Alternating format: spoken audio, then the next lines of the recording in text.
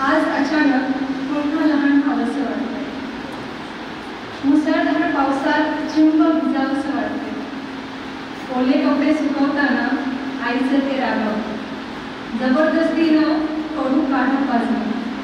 आईच्या त्या रागाला पुन्हा सामोरं जावंसं वाटतंय आणि आज अचानक पुन्हा लहान व्हावंसं वाटतंय.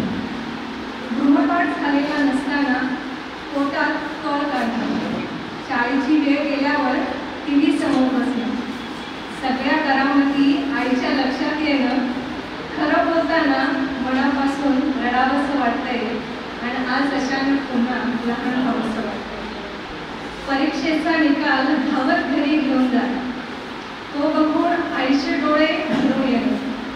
आजीने पाठीवरून मायेने हात फिरवणं.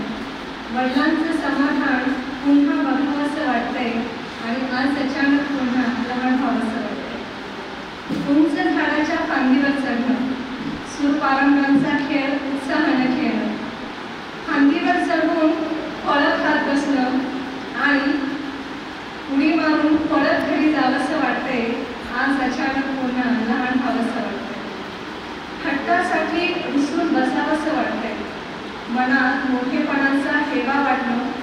क्षणभरात सगळं विसरून खेळायला जाणं आणि तेच निरागस आयुष्य पुन्हा जगावंसं वाटतंय. आज अचानक पुन्हा लहान